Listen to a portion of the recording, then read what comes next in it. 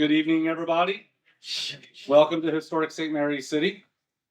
My name is Peter Friesen. I'm the Director of Education, and thank you for coming out for our inaugural lecture for our Spring 2024 lecture series. As we always like to start in April with archaeology, because I've been told we're an archaeology museum. So we should probably talk about that at least once a year, if not more. So we have exciting updates from Dr. Parno and Ruth Mitchell about all the exciting things that have been happening here. And also, I would like to mention, it is also Maryland Archaeology Month. So throughout the month of April, there's archaeological themed activities, lectures, programs, websites, all across the state. You can go to this wonderful website that has all that information to talk about these things. Second, I want to get some of the upcoming events for all of you so that you know what's going on here at Historic St. Mary's City. Starting off with Saturday, we have a plant swap. And seed swap. It's free. You can come down and exchange plants, cuttings, roots, seeds with your fellow neighbors. Marley Putnam, our public programs manager, will be taking care of that, formerly of the Maryland Dove. But she's very excited in this new role. So if you're a plant person, come on down. Next week, and then the week after that, we get into May 4th, which is when we celebrate May Day, which typically happens in Town Center with a maypole and dancing and frolically. However, we have a lot of work going on at the museum. You probably heard about some paths being redone. And if anybody has frequented May Day or Lost City or anything over in the waterfront Town Center area, knows our parking lot's not in good shape, I'm happy to report starting May 1st, a brand new parking lot's being installed, which means we won't have access to that parking lot for majority of this year. So just keep that in mind if you're going to be going over to those events. We will make sure to publish more information on that when it comes. But that is exciting to have happen. After that, we have our May lecture with Dr. Richard Bell, who will be, that will be on May 16th. And he will be talking about what he calls the reverse Underground Railroad, stealing people in Philadelphia and selling them in the South. Freemen. Yes. True story. It happened. It's horrible. And we need to think about these things as our governor has declared this is the year of civil rights. Civil rights comes, civil rights can go. And there's an example of people losing their rights, their freedom. And so we got to be mindful of that. And so that should be a good lecture for us to think on. After that, in June 7th and 8th, we're doing another archaeology thing, Tidewater Archaeology Weekend, when you can come out, sift with the crew, do some lab tours, lots of tours. It's always a great time, and we hope that you can come out for that. Last but not least, or probably some would say most important, because it helps fund many of the things that we do here through the graciousness of the Historic St. Mary's City Foundation, Beer Fest in late June. And I've just learned tickets are on sale, so you can go ahead and get your tickets now to help support the foundation, which helps support all the research and educational programs that we do at St. Mary's City. Now, one final thing before I introduce our new executive director, cell phones. Can we please put them on silent at the very least, or vibrate? Thank you very much. And we have a new executive director here, Dr. John Seidel from Washington University. He comes with a great wealth of knowledge in all things archaeology, living history, with connections in both worlds. I've been learning a lot from him, and we're all excited to see what happens under his new leadership. So, John, can you please welcome? Thank you.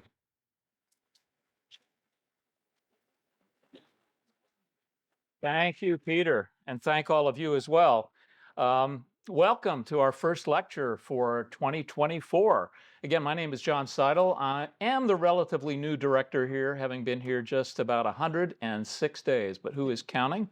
I can't tell you how happy I am to be here, even though I sometimes feel like I've been sucked up into a tornado. But what I have learned and what I've had confirmed is that this is a truly remarkable place. It's got wonderful people, wonderful resources, Truly remarkable place for me to end up. I'm fortunate to have landed here, and I'm especially happy that we have this evening's opportunity to explore some of what makes this place so very special. As Peter has said, this is Archaeology Month across Maryland. A cynic might say that they chose April to deflect us from worrying about our taxes. But in truth, what we're really trying to do is to celebrate the remarkable archaeological past of this state. There are so many discoveries that have been made over the years, and it is fortunate that we have time to reflect on them and to see the truly astounding array of discoveries that have been made over time. Archaeology starting in the 19th century and then extending up to today. The truth is that here at St. Mary's City, however, every month is Archaeology Month, and over the years, the museum's public programming has brought a truly impressive list of historians, of archaeologists, architects, scientists, authors from across the country and from beyond. And that constant flow of news and shared discovery from around the world is really wonderful, but I think it also sometimes obscures the fact that so much cutting-edge history and archaeology has been done right here in St. Mary's City. As some of you know, historical archaeology, which is what we practice here, is a relatively new field. It only emerged and came into its own in the 1960s and 70s. It's no exaggeration to say that the discipline was forged in part right here at St. Mary's. It started in 1966 with the founding of the museum, and historic St. Mary's City became an exemplar in how you can meld cutting-edge, painstaking history with meticulous archaeology, with very careful architectural restoration. Next month, Travis and his team will kick off what I think is probably the 53rd annual field school in archaeology, making it one of the longest-running field schools in the country. So archaeology owes an enormous debt to the groundbreaking work that has been done right here. It has quite literally helped to shape the discipline. And this evening, we're fortunate to hear about how that unbroken record of discovery continues. It's a program called Updates from the Field, in which we will hear from two of our leading archaeologists. Ruth Mitchell is the manager of archaeological services for historic St. Mary's City. She's going to speak about the evolving landscapes of the Mackall and Brome plantations here in St. Mary's. Her presentation is going to include archaeological evidence of several sites where enslaved individuals lived on the landscape. She herself has a very fascinating background and brings a wealth of experience to us. She got her MA in anthropology from the American University in Cairo, Egypt, and that education is explained, I think, in part by the fact that she grew up living abroad in Southeast Asia, the Middle East, Europe, and Africa. And while living in Egypt, she was fortunate enough to work on an international team that was led by German archaeologists at Siwa Oasis, which may be where Alexander the Great cut the Gordian knot. But in any case, it was a World Heritage nominated site. And I think that fed her strong interest in World Heritage sites, and she's especially knowledgeable about the effects of tourism on historic preservation and heritage preservation. As you can imagine, that's an extremely important thing for us. One of my predecessors was perceptive enough to bring Ruth here to St. Mary's City, where she's worked on the St. John's site from 1638, the chapel site dating to about 1667, the Hicks Mackall plantation from the 1700s, and additional archaeology projects have taken her into the 19th century with St. Mary's Female Cemetery, and she's gone all the way back in time on Native American sites. In other words, she spans literally thousands of years and has had experience on a variety of historic sites as well. I didn't mean to imply that you're that old, Ruth, but your experience certainly spans quite an impressive array of time depth. Right now, what she does is to direct special projects for us and guides a lot of the construction and infrastructure projects. You may not realize it, but every place we dig a hole around here, it doesn't matter whether it's for a building foundation, a light pole, a tree, or somebody's hammering a stake in for a tent, we have to first clear it via archaeology. That's in Ruth's purview, and she's renowned in our office for the person whose biological hard drive up here has recorded where just about every such hole, utility line, or disturbance has taken place. So I don't know what we would do without her. Our second speaker is Dr. Travis Parno, Director of Research and Collections. He is going to share with us an update on the 1634 St. Mary's Fort site, including new clues regarding one of Maryland's first public buildings. That has seen international press recently. Travis brings over 18 years of experience in Maryland, Virginia, Massachusetts, and Bermuda. In addition to overseeing here the Department of Research and Collections, he directs excavations at the St. Mary's Fort site, which is really the first fort site constructed by the colonists who established this colony in the spring of 1634. He also has founded a really important group for us of growing importance, the Chancellor's Point Working Group. It's a team of museum professionals and descendants and community members who are advising on the study and the commemoration of enslaved individuals buried at the site of Chancellor's Point. Travis is pretty impressive on his own. He got his BA in anthropology from the College of William and Mary, an MA in historical archaeology from Bristol University in the UK, and his PhD in archaeology at Boston University. He has oversight of all of our historical and archaeological research programs, as well as stewardship and management of the collections that go way back to the 1960s and some of them even farther back in time. These two stellar researchers are carrying on an impressive tradition of archaeology here. Please join me in welcoming our own Ruth Mitchell and Travis Parno.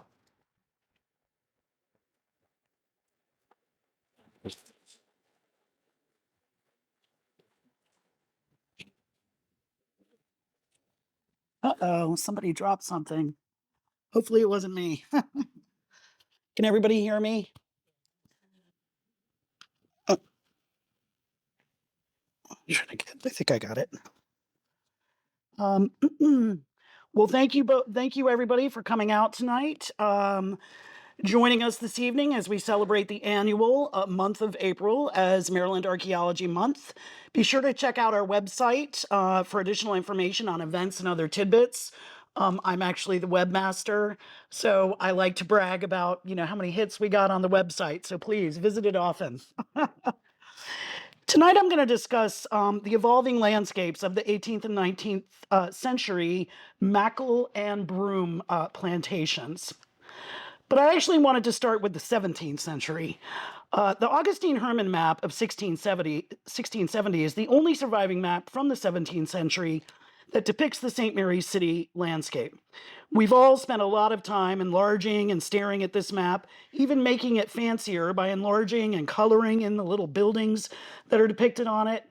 I always think of the game of Monopoly when I see those buildings. Unfortunately, the detail is just not good enough to say X marks the spot. This is our artistic rendition of the 17th century townlands, depicting the town center in blue there with an arrow, and the chapel on your right, which is on one end of the town, and with the State House on the left, deliberately constructed on the opposite end of the town. This is a strong symbolic representation of the separation of church and state, with the beginnings here in St. Mary's City. And this drawing is based on our current archaeological data that we've been collecting for over 50 years.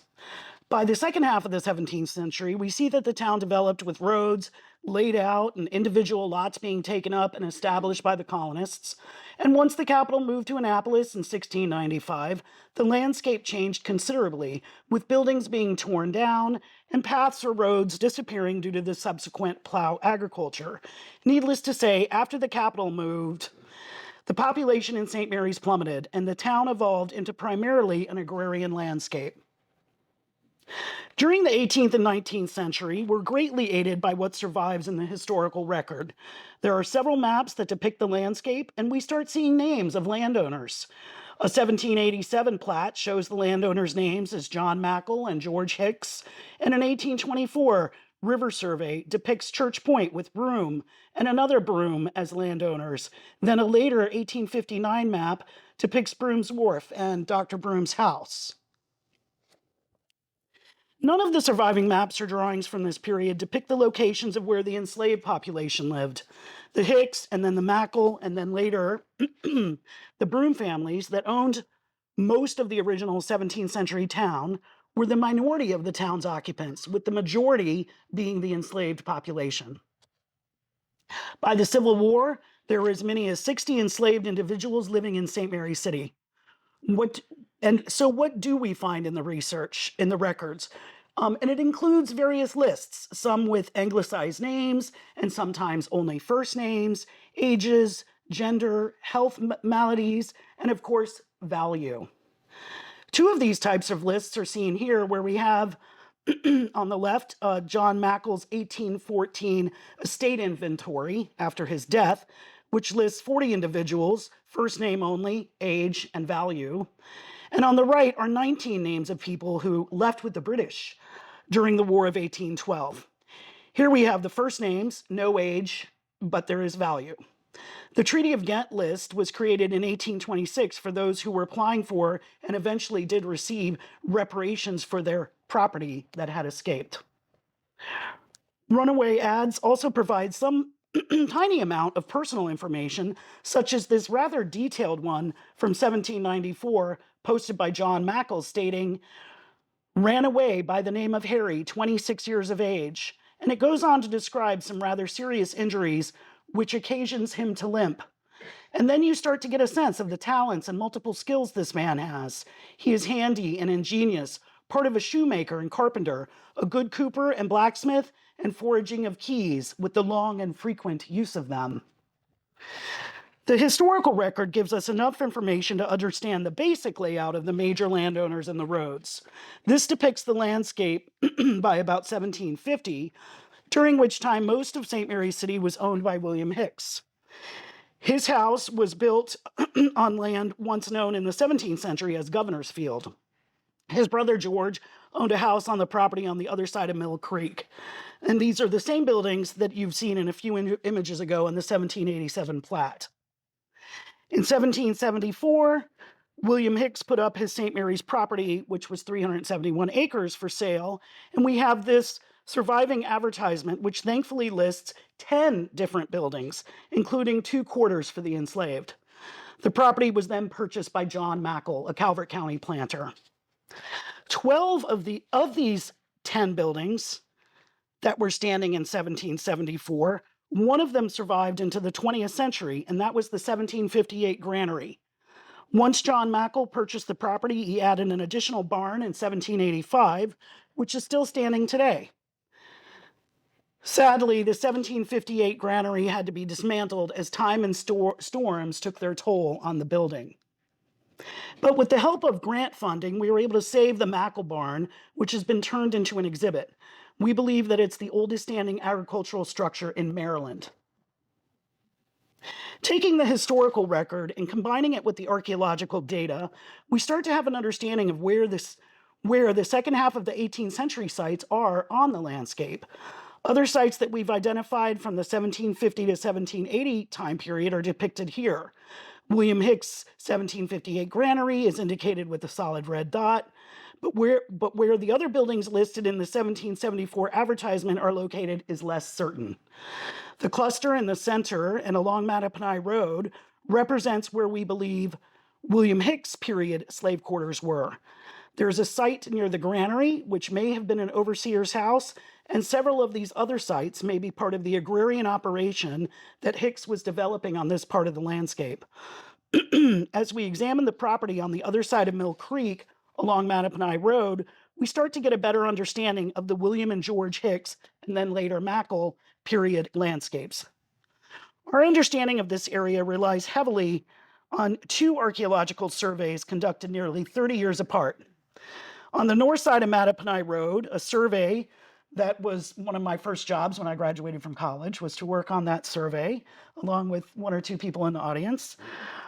In advance of a new parking lot that you see in this image here, was conducted in 1990, which resulted in the discovery of 3 sites that were likely occupied from around 1775 to about 1820. Recently, starting in 2016, a team led by Julie King, Lauren McMillan, and Scott Strickland conducted an intensive survey on the south side of Mattaponi Road. The project was undertaken due to St. Mary's College of Maryland's plans to build a new stadium in that field. The project conducted in 1990 involved a controlled surface collection where we plow the field, then we collect the artifacts in a 10 by 10 foot grid, and then based on the results of that, we then go back and we excavated several hundred 5 by 5 foot units on the site.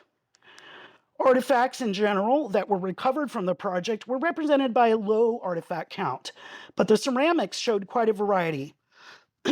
Low artifact density is often typical of sites where enslaved people lived. Here on the right, are some general colonial period ceramics with Rhenish stoneware, Staffordshire slipware, and white salt glazed stoneware. And on the left, later period ceramics, including a variety of decorated whitewares. And on the left, I've circled in green a couple of sherds because we're able to match those teeny fragments to this transfer printed ware plate, which dates to the early 19th century. We expected to find features on the site, hoping to find post holes and other evidence of buildings. Instead, we found this interesting linear trench style feature with unusual clay mixed throughout. And we believe that clay was brought in from somewhere else. We still puzzle over that to this day. Once we chased it out and completed the mapping, we found that it was a 70 by 30 foot enclosure. And we spent a lot of time puzzling that out. Henry Miller conducted a lot of research on this and was able to find similarities to housing of the enslaved in South Carolina, with walls put up in trenches and different soil brought in to pack around the walls. Some researchers argue that this is an African building style carried over to the Carolinas, while others argue that it is actually French in origin. The more recent project on the south side of Mattaponi Road was similar in many ways to the earlier work. A thorough survey was conducted and there were low artifact yields.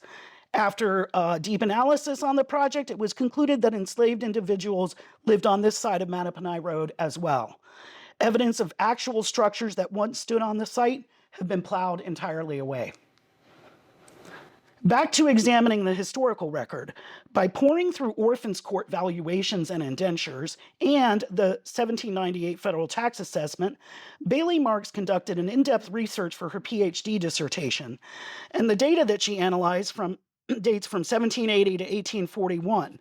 Those records show that the average slave dwelling in St. Mary's County tended to be less than 300 square feet in size and were usually log buildings but occasionally framed. The structures that once stood on the sites along Mattaponi Road were most likely log or framed, but not with post-in-the-ground style architecture that we're so familiar with, and I believe Travis might talk about in a few minutes. This artistic rendition gives you a sense of what the landscape would have looked like in the late 18th and early 19th century from those Mattaponi Road sites. Going back to an image I just showed a few slides ago, these are the sites from about 1750 to 1780. And although Mackall had purchased most of the property in 1774, there continues to be a disputed parcel along Mattaponi Road. And this was the case until George Hick's death in 1783. And then from 1780 to 1840, we see a reorganization of the Mackall landscape, and along Mattaponi Road, his son John Jr. likely begins occupying the Hicks dwelling in about 1783 after George Hicks dies.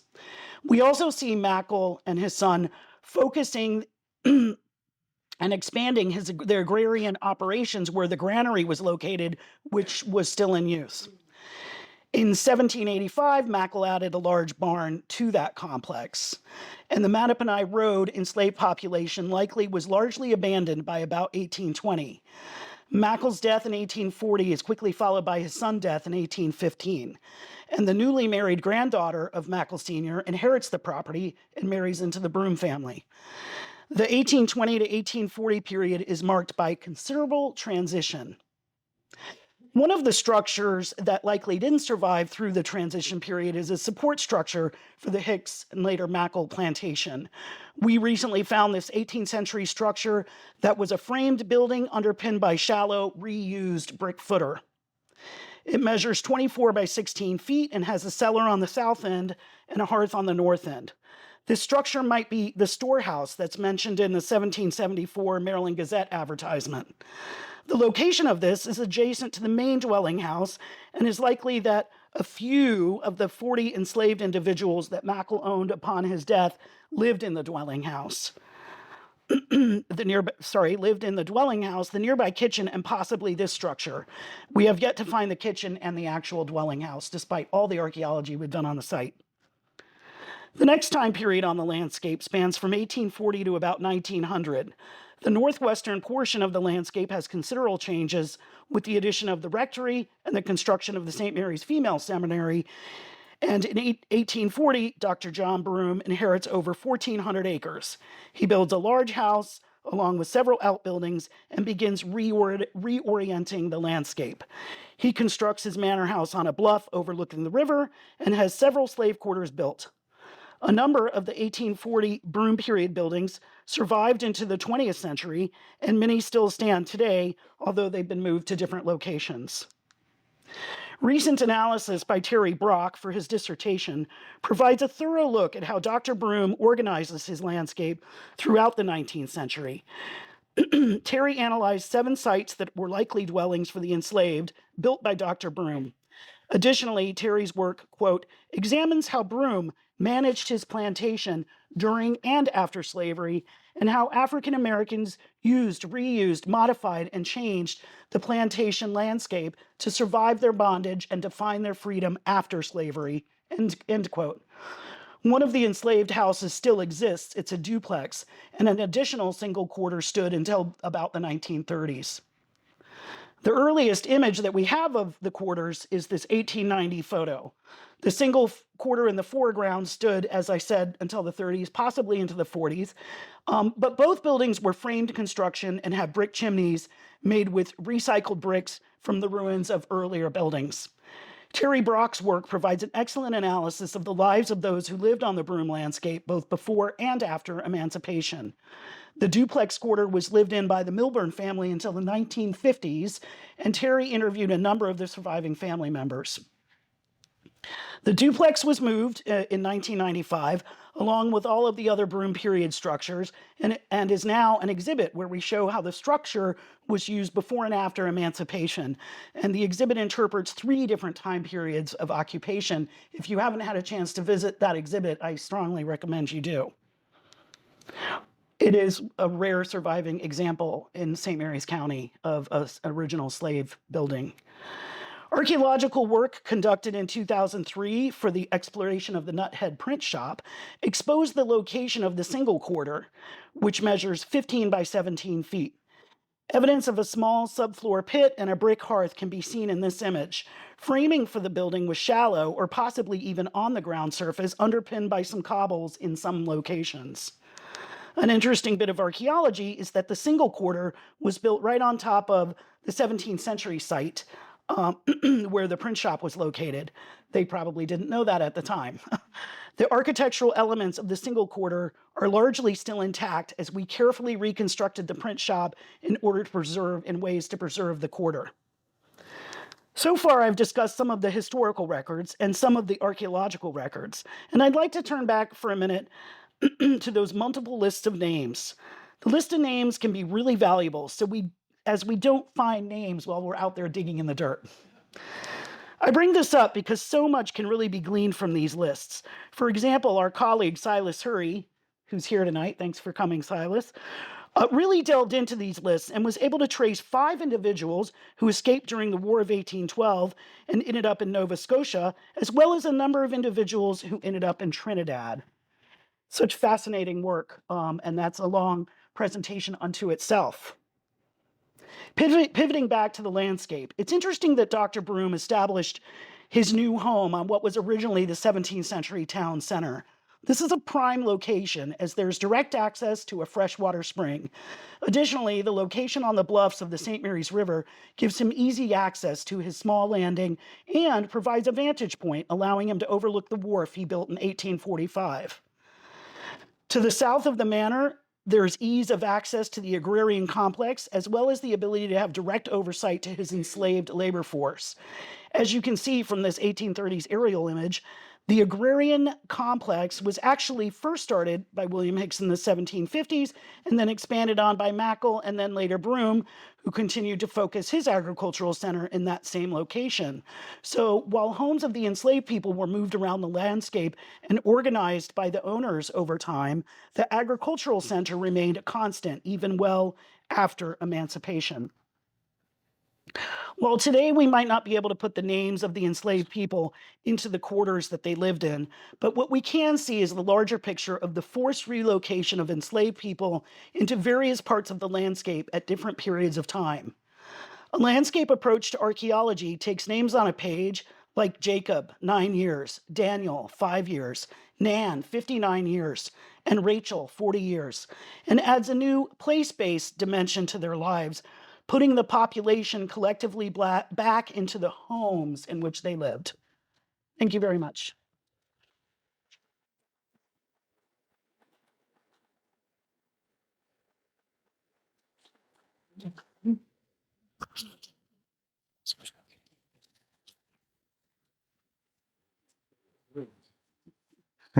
A lot of chords back here.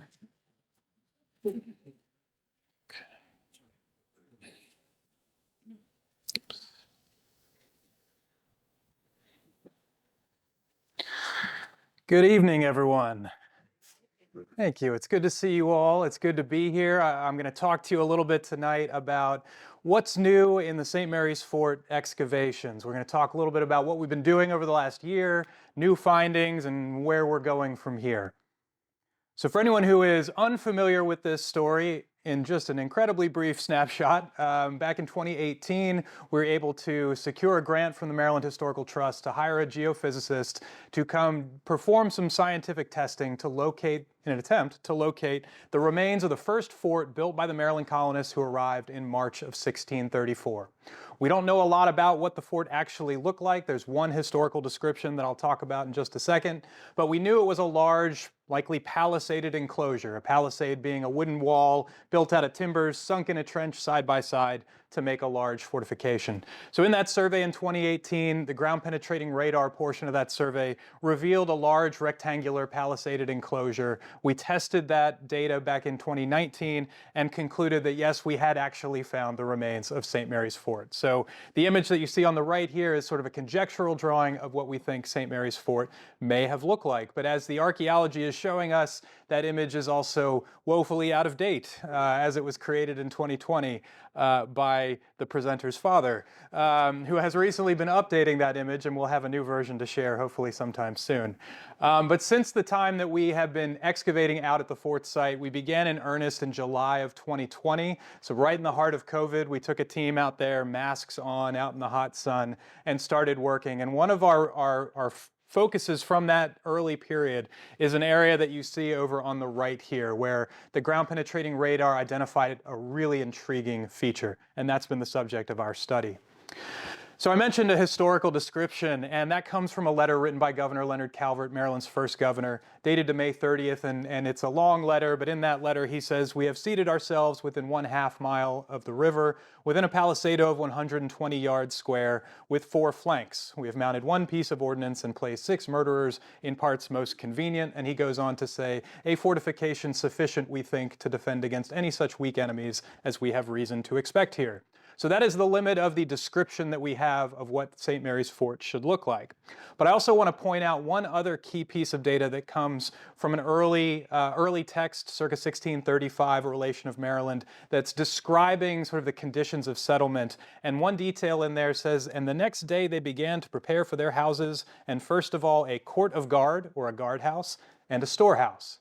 Now, the guardhouse and the storehouse are the only 2 buildings that are mentioned specifically in colonial documents as existing at St. Mary's Fort. So it's a big fort, 120 yards square with 2 buildings. There's probably a bunch of other stuff in there, but that's for us to figure out. So since 2020, we have excavated, I would guess, around, and I can math this out if I want to, but around 7% or so of the area contained within the palisade, which we look to as some nice job security for everybody on the team. But our efforts have been concentrated in 3 primary areas with sort of a 4th area added onto the side. But the main focus for tonight is this huge area that we excavated over a period of about 3 years.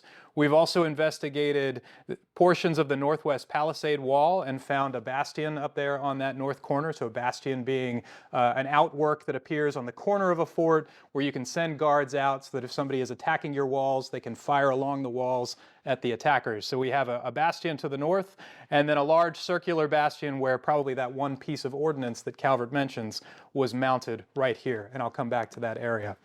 But that large open area in the middle of the fort that I was talking about before, this has been of interest to us because of what that ground penetrating radar showed. And ground penetrating radar looks messy, it looks kind of ugly, but what we are really excited about is this shape right here, which traced out looks like this. And what this feature is indicating is a rectangle in the ground that's about 4 feet deep, measures about 14 feet by 22 feet. So if you tell an archaeologist there's a big rectangular hole in the ground, we get all excited because, hooray, it's probably a building cellar. And we like holes in the ground because, we dig them for a living, but also because when things like cellars and wells and privies were no longer used in the past, they were great places to throw trash. So archaeologists love to target these features because they're often chock-a-block full of stuff. And spoilers, this one definitely is. So we have been working in the area of this cellar. That was our first area, one of the first areas we targeted in 2020 because, hey, there's a building there. And I want to jump back to this letter that was written by Lord Baltimore to the Lords of Trade and Plantations in 1678. And he's describing, in not so kind terms, the architecture of colonial Maryland, his colony. And he's saying, well, it's very mean and little, and generally after the manner of the meanest farmhouses in England. So he's describing what we know today as impermanent architecture, post-in-ground architecture, wooden structures built inexpensively, quickly, and not really intended to last long periods of time. And if I can also borrow the words of a collection of very notable architectural historians who wrote in 2007 describing the architectural tradition of the colonial Chesapeake, that trial and error was everywhere, an informal process that identified a handful of ideas that found broad application. So what they're saying is everybody sort of threw spaghetti against the wall to see what was going to work in the early 17th century. And by the end of the 17th century and early 18th century, the sort of architectural tradition that came to define the Chesapeake had really crystallized. But we are not in the late 17th and early 18th century. We're in that weird trial and error period, so keep that in mind. So this is an image of most of the area that we excavated in question. This is actually a sequence of about 50 photos that have been stitched semi-successfully together, but the main things to focus on are this big brown rectangle at the top. That's our cellar that was identified by the ground penetrating radar. But what we were looking for outside of that cellar were the post holes, the sort of stains left in the soil by the timbers that formed the rest of the building that supported the superstructure over the cellar. And what we found was those holes just kept going and going and going. We've got over 60 in all, and archaeology can sometimes be just a game of connect the dots. So if we start drawing some lines, we get a building. So this is a long rectangular building that's oriented in the same fashion as the walls of St. Mary's Fort. So that gives us a good indication that it is likely of the period of St. Mary's Fort. And if you connect these dots, you see we start to have rooms. You've got a large room here, a large room here, two smaller rooms here, and then you have your cellar coming off the other side. Okay, what can we learn if we look a little closer? Well, if you look here, you will see there's noticeable gaps. This is about a 3-foot gap here and about a 3-foot gap there. That tells us that's where doorways were. So you've got two doorways, interior doorways into these two small rooms inside of your building. So that's interesting for sure. The other thing to note about those two small buildings is what you can tell is we have what we call principal posts or structural posts, large, robust timbers that form corners, and sort of interstitial posts here, here, here, here, etc. But in between these, we have studs, just like you have in the walls of your house. The studs help form the rest of the sort of shell of the building. But on this north end, the studs around this area are placed very close together. They're much closer together than the studs in the rest of the building. And so what that suggests is that this was an area that was intended to be a little bit more secure. You want the type of walls that are going to take a little more effort to penetrate if it's being attacked from outside. So what do you store in two interior rooms that are a little bit more secure than the rest? Well, if you look at this beautiful rainbow map, it shows you a distribution of pieces of lead shot that were found out at the excavation site. And in the vicinity of this building, we found over 1,200 pieces of lead shot. As our crew members who are here can attest, sometimes they would dig a 5x5 unit and find 20, 25, 30 pieces of shot just in one unit. And where you see the reds and the oranges in this map, that's where those pieces of lead shot were concentrated. So right outside of certainly this small room here, there's another cluster and another cluster, but your two highest clusters are right adjacent to these two secure rooms. So you're keeping your arms and armament in these locations. But the other thing to note, remember I talked about experimentation. And the thing about this building is it's a little wonky. And that's a scientific term to mean the measurements don't quite add up. So if we start measuring some of the walls here, in this bay down here on the south, this large room, northwest wall is 15.5 feet long, southeast wall ain't. And if we start looking at the cross section of the building, the sort of parallels here, the diagonals, you'll see the diagonals don't quite add up. We got 46.5 feet going from south to north, and then we're 49.6. So this thing was a rhombus. It wasn't exactly a rectangle. And I want to foreground this just by noting that just about all of the architectural analysis on this building was led by Dr. Miller. So he really takes the banner on doing a very close analysis of this building in consultation with myself and with Jess Edwards, who was our site director, trying to piece this apart, strategize about which features to dig next, which things to target. So what was really interesting about this was when Dr. Miller looked at that. One post in the middle of the building. This is what really stuck out, and we started saying, why is there a big post in the middle of this building? That doesn't quite add up. Well, we think it might actually explain why this building looks like it was put together by some intoxicated toddlers. And that's because if you connect 3 of the principal posts running down the central axis of this building, here, here, and here, you have a straight line forming a strong central axis of your building. So what if instead of building your building with a long wall and a long wall, or maybe what we call tie beam pairs, so you put up this section, then this section, if you were doing that, you would expect your measurements to be roughly equal. However, if you put up a central spine of the building first and built off of that, started saying, all right, well, we're going to sink posts wherever we really need them. We're going to roughly estimate it. We'll put one over here, one over there, one over there. We're going to do 4 on a side and just eyeball it. As long as it's pulled off of this central axis of your building, the building's going to stand well and is going to be secure. Now, there are some comparisons to this. If we look at sites like Woolston Hometown at Martin's 100, you can see here you've got 3 massive posts in the middle here and a number of smaller studs. This was more of a barn structure, so it's not an exact comparison to what we have, but it is a similar style of central axis with principal posts and smaller studs surrounding. And if we look at some other comps, like the warehouse at Flowerdew 100, similar time period, 1619 to 1630, you can see this. In this case, we've got a warehouse-style building that's got large principal posts and closely spaced studs. So the central axis isn't the same, but the use of principal posts and closely spaced studs is. Similarly, the tenement at Kingsmill down in Virginia, you've got, that's this one here, principal posts, closely spaced studs. All right, and this has been interpreted initially as a tenement, but later reinterpreted as a storehouse. All right, so that's really key for us. We now have a barn, and we have a warehouse and a storehouse, all with similar architectural construction, and we need to look no further than our own St. John's. This late 1650s storehouse, large principal posts, studs spaced closely together, large principal posts, et cetera, et cetera.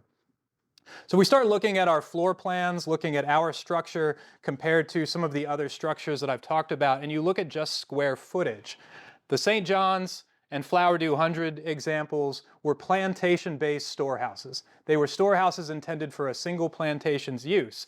However, if you look at the tenement at Kingsmill and then one that I didn't address but that's depicted here, a storehouse on St. Croix Island, that were intended for use by an entire colony's population, those are more like 900 square feet. Ours fits right there in the middle, which is interesting. So if we start using all of this comparative data, the construction of this, with the one key feature being that one thing I haven't talked about throughout this entire architectural discussion is a fireplace. There's no fireplace in this building. There's no hearth, there's no chimney. So who's going to live there? And I know it gets warm in Maryland, it's warm in this room, but who's going to live in this building if there's no fireplace? So it's not a domestic structure. It's not, say, a court of guard or a guardhouse. But we think, based off of all the evidence, that it is a storehouse. And we believe this structure to represent Maryland's first storehouse, one of the first buildings the colonists built when they stepped off the boat in March of 1634. I want to give credit to Stephanie Stevens, our crew chief on this project, for creating a very cool 3D model of what we think this building looked like, where you can see the different bays of the structure. Off of the back end that's rotating into view now, that is a shed-like addition that we think stood over the cellar on the north side of the building. It was supported internally by wooden posts inside of the cellar, and we have evidence of that. So it's a really neat way of conceptualizing this so you can see how we go from initial excavation, stains in the soil, connecting the dots, all the way up to a 3D model and hopefully one day reconstruction. So this, I hope, emphasizes this idea of trial and error. You know, this is a very strange style of building. It's not one that gets replicated in many places. Sometimes you try something and you just don't do it again. And that seems to be the case with this storehouse. But it really does speak to that fact that there's a lot of experimentation happening in this early period. Now, I've mentioned this cellar, and this was sort of the carrot that was dangling over our field crews' work for about 3 years, where they exposed the top of this cellar chock-a-block full of artifacts, and I made them wait about 3 years before they could start digging it. But last March, we finally started excavating into one quadrant of the cellar. We've excavated about 20% of this cellar. We didn't even get to the bottom in one of those quads. This is what it looks like from a overhead view. So we're in the southwestern quadrant of the cellar. And one thing to note here is that we have identified a large structural post that stood in the corner, and then the walls of the cellar would have been right here, probably wooden, so it's supported by a wooden interior wall here. And as you can tell, we're not at the bottom yet. There's oyster shell, deer antlers, all kinds of fun stuff in the bottom here. We just ran out of time in our last field season. And this is showing a profile of this cellar, not for any analytical purposes, just because it's about the most beautiful profile I've ever seen. So take a look at all those layers and all their gorgeous integrity. So this gives you a sense of the human action of taking soil or taking furnace clean out or taking domestic refuse and chucking it into a cellar, and it just accumulates layer by layer over time. So it took a full field season to do 20% of this cellar because the layers were so complex. We identified over, I think, about 40 different layers in this little section of the cellar, and they were all, thankfully, very artifact rich. So what was the stuff that we found? Well, we've got a lot of evidence of, sort of the standard daily life kinds of things. This is a pair of iron scissors, 2 knife blades, iron also shown over here. Sometimes something comes out of the ground and you think, well, surely it can't be what it looks like. That can't just be the head of a hammer. They must have made them different in the 17th century. But no, they pretty much made them the same as they make them now. This is a circa 1630s hammer, head of a hammer that came from the foreshore of the Thames in London, so just for comparison's sake. And then sometimes we find stuff that initially it's hard to kind of get a glimpse of, really figure out what it is. The whitish metal that occupies most of this object is lead. That's sort of the powdery white corrosion product of lead. And then there's a iron wire sort of wrap around it. But if we look to our friend, the 17th century musketman, and see what kind of accoutrements he has with him, what we're looking at is his powder horn. That is the spout to a powder horn from the 17th century. They tended to be, were often made out of lead because lead doesn't spark easily. So you don't want sparks right near your powder, of course. So pretty cool stuff there. But sometimes we find the larger caliber material. We've got, I believe, 5 cannonballs. I'm looking at my crew members so far. I think we have 5 from the site so far.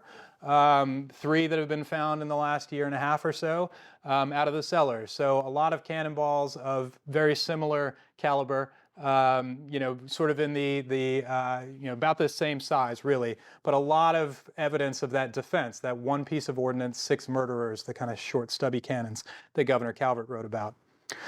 Other times we find things that look like nothing until we look at them really, really closely and consult local experts who can help us out with that. I always give credit when I show this image to the field crew members who didn't just rip this out of the ground thinking it was a tree root, because that is an image taken very, very closely of what looks like a bunch of nothing. But when you get it under a microscope, zoom in really far, you see those are incredibly, incredibly fine, my curator's not here, silver, pieces of really fine silver wrapped into a silver thread. And Jeannie Posnett has been gracious enough to share her knowledge on metallic threads with us. We've got multiple different kinds of thread that were likely used in different patterns, different stitch patterns and stitch types. So it's really exciting to find one piece of this kind of metallic fiber is cool. We've found about 10 from different places in this cellar, so that's been really neat. The traditional stuff, the ceramics, always are beautiful as well, particularly when they come out in large pieces like they do in cellars. We have most of the rest of this plate, which has a bird in flight over here. different bird. Lots of birds on plates here. One of the things that we were really interested in finding at this site is one of the rarer ceramics here, North Italian marbleized slipware, a really elegant style of ceramic, was produced in northern Italy, tends to be found at early 17th century sites. And we hadn't found a lot until we got to work in this section of the cellar, and we found two of the largest pieces of North Italian marbleized slipware that we've found to date.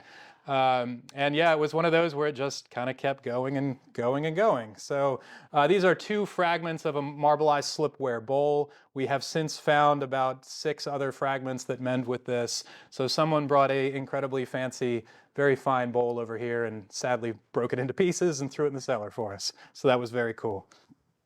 But we've seen some objects associated with military accoutrements, and this was one that jumped out to us even before we got it in the X-ray. We love our digital X-ray machine because often it can tell us what something actually is. But this one we suspected that is made out of iron. You can see it's larger than the hand that's holding it. But in the X-ray, you can really start to see individual mechanisms. And just to compare this to what it actually is, the firing mechanism for a 17th century firearm. So it's this piece in here. We're missing the parts of the hammer and the firing pan and all that, but we've got some of the mechanisms that you can see in more solid colors in that X-ray. So that was very, very cool. The latest find that you may have read about, this came out towards the end of our last field season. Large flat sheet of an iron alloy here. This is a cafeteria tray, sort of your prototypical cafeteria tray. So this thing's big, and it looked really cool. We suspected that it might be something exciting, but the X-ray was what really brought it to life. Hopefully you can see there are individual bands of metal here that are riveted together. There are buckles at the top, and then there are rivets in the patterns of a right side up heart, upside down heart, and then a right side up heart. This is one of a set of tassets. A tasset, if we go back to our 17th century woodcut, would have hung from a breastplate. There'd be a pair of these hanging from those buckles that you see preserved at the top there from a breastplate to protect the wearer's thighs. And this is actually the second tasset that we've found at St. Mary's City. The first was found in the 1640s Pope's Fort ditch. And these tassets have been found at other sites around the Chesapeake, Jamestown, Flowerdew, a number of other places. And you start to get this sense that around the early to mid 17th century, the colonists are bringing over their kit. They're bringing over their breastplates, their firearms, maybe their swords or their halberds, and eventually they're realizing maybe we don't need all this stuff when it's July and 1,000 degrees and 100% humidity. So they chuck the tassets and they keep their breastplate, maybe they keep their helmet. And so they're adapting to an environment. This is people coming over with one thing in mind and adapting to the local environment, not unlike the construction of that storehouse. Coming over with, hey, let's try this. We're going to adapt to that local environment. So what are we up to for the future? This next field season, we are going back to where we started in 2019, which is back to the Western Bastion over here. This was where we started to our very first excavations out here. The first feature we dug was about a 10-foot section of the palisade right there that made us feel confident that this was, in fact, St. Mary's Fort. This is how it looks as of about 2.5 weeks ago, our last drone photo here. And what you're looking at, just to see in a little bit more detail, is where the palisade ditch came around, curved to form a circular bastion, and then it continues out this way, which is one thing that we'll be investigating.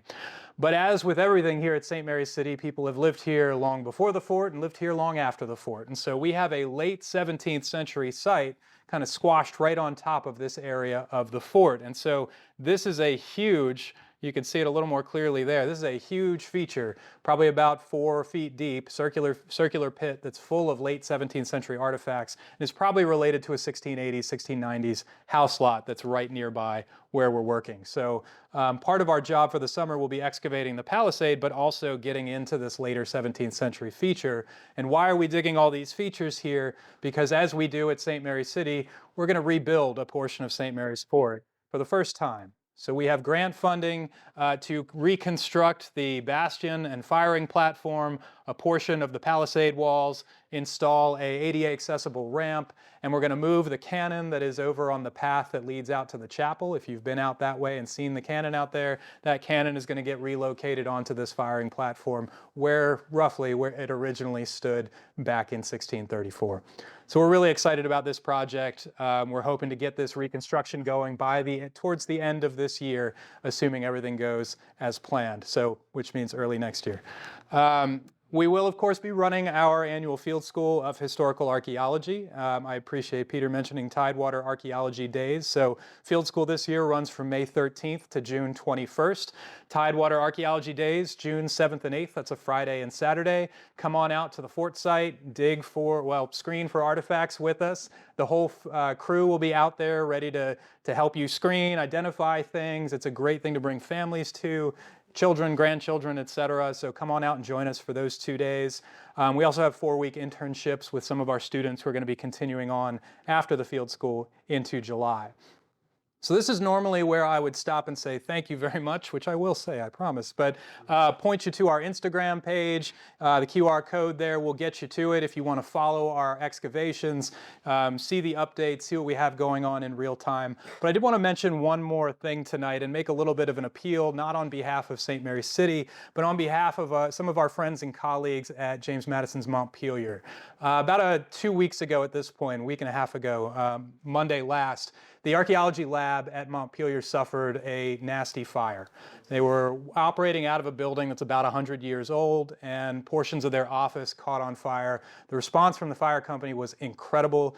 They are 12 minutes away from the site. They got there in 8 and put the fire out incredibly quickly, stayed on site to help get materials out. But the team is now working to rebuild with equipment that is damaged, records that are fire damaged, soot, water, artifacts in some cases that have been damaged. Not many, fortunately, but it's going to be a huge project for them to come out from underneath this. So they are accepting donations. The website is up there and the QR code will take you there as well. I would encourage you to look into this and help support our colleagues at Montpelier. This is something that scares all of us in the community. We all have emergency prep plans for dealing with just this sort of thing, but you hope it never happens to you. So we want to raise up our friends and colleagues when it happens to them. So at the risk of ending on a little bit of a downer, thank you all for coming. And if anyone has any questions for Ruth or I, we'd be happy to take them. Thank you.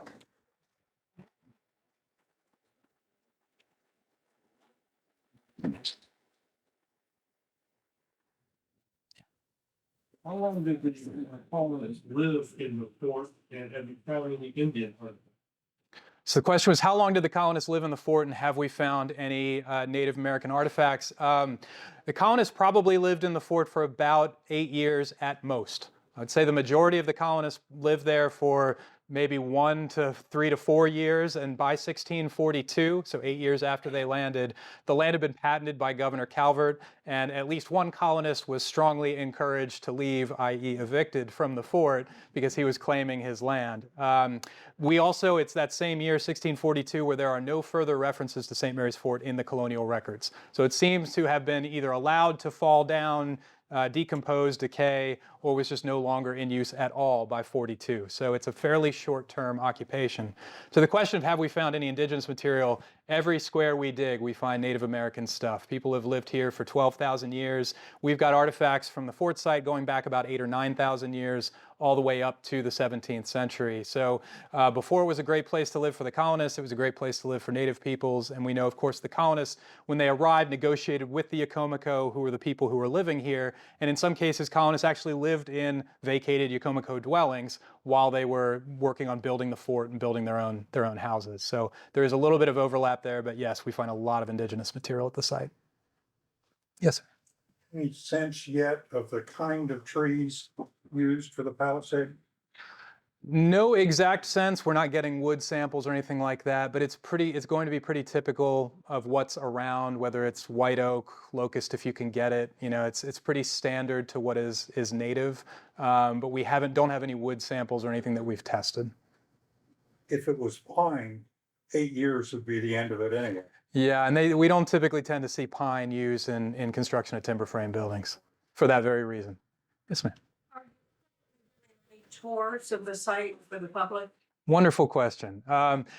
Peter's saying, yay. We have daily tours that run called the Changing Landscapes Tours. They run at 1 o'clock. The ticket to get into the museum will get you a ticket to the Changing Landscapes Tour. Just ask at either the gift shop or the visitor center, wherever you pick up your ticket, and they'll tell you where you need to be and when. That tour will take you to a number of sites around the landscape, primarily the center of town in the 17th century and the fort site via a people mover. So you'll get a ride out there, out into the field. You'll get to talk to some of the archaeologists who are working on site, see what they found that day. And the emphasis is really about the relationships between indigenous people and the colonists throughout the 17th century. So it's a neat tour that the education staff have put together to get folks out to the fort. Thank you for asking. Anyone else? Yeah, Henry. You might want to mention that they should come to the visitor center because the parking lot closure. Yeah, with the parking lot closure that Peter mentioned, thank you, Henry. May 1st, you've only got a couple weeks to get your ticket if you're going to come here to the visitor center, so you can avoid all the rigmarole with the parking lot. Thank you all so much for being here, and safe drive home.